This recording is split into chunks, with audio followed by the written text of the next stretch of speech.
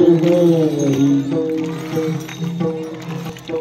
राम कृष्ण हरि जय जय राम कृष्ण हरि राम कृष्ण हरि जय जय राम कृष्ण हरि राम कृष्ण हरि जय जय राम कृष्ण हरि राम कृष्ण हरि जय जय राम कृष्ण हरि राम कृष्ण हरि जय जय राम कृष्ण हरि राम कृष्ण हरि जय जय राम कृष्ण हरि राम कृष्ण हरि जय जय राम कृष्ण हरि राम कृष्ण हरि जय जय राम कृष्ण हरि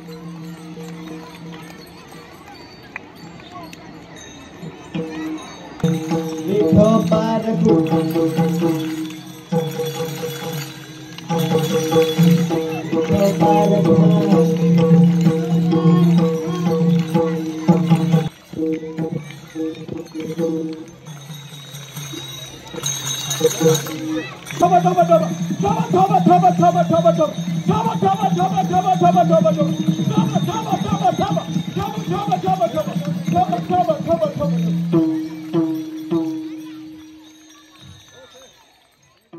वारकऱ्यांच्या वेशभूषेतील लहान मुले, पालखी मिरवणूक आणि विठुनामाचा गजर अशा विठ्ठलमय वातावरणात नाशिक शहरातील बॉईज टाऊन शाळेत विद्यार्थ्यांचा रिंगण सोहळा रंगला।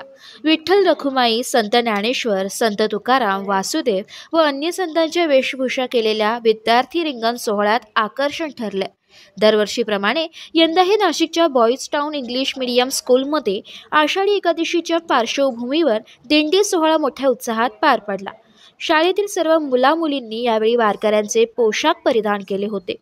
कोणी विठोबा तर कोणी वासुदेव बनले होते।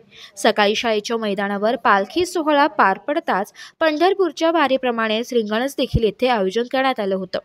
मुलांच्या हातात भगवे झेंडे तर मुलींच्या डोक्यावर तुळशी वृंदावन हे बघून हे जणू खरंच पंढरपूरच्या वारीला निघाल्याचा भास होत होता।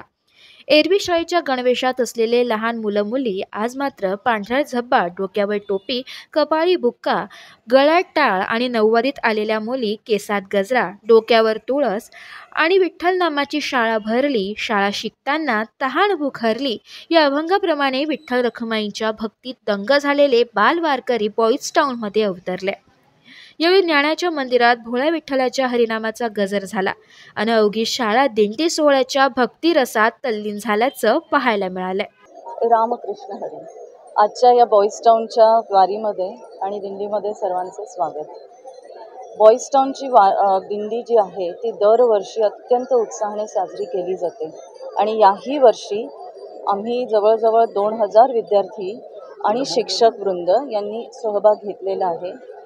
नेहमीच्या वारीप्रमाणे विद्यार्थी पालखी, पावली, त्यानंतर रिंगण सोहळा सादर करतील आणि वारीच्या माध्यमातूनच आपण भगवंताकडे पोहोचण्याचा प्रयत्न करत असतो आणि म्हणूनच मला असे वाटते की या वारीमध्ये विद्यार्थी वारकऱ्यांचा पोशाख घालून तुळशी वृंदावन डोक्यावर घेऊन ज्यावेळेस विठ्ठलाचे नामस्मरण करत पावली चालतात त्यावेळेस ते वातावरण अगदी नयनरम्य असते आणि म्हणूनच सर्वत्र पॉझिटिव्ह एनर्जी, ज्याला आपण सकारात्मक ऊर्जा म्हणतो, ती पसरते आणि यावर्षी तर अगदी पहिलीच्या विद्यार्थ्यांपासून 10वीचे विद्यार्थी सहभागी झाले आहेत आणि मला असे वाटते की सामाजिक एकता या दिंडीद्वारे सामाजिक एकतेचा संदेश सर्वांपर्यंत पोहोचत असतो। धन्यवाद।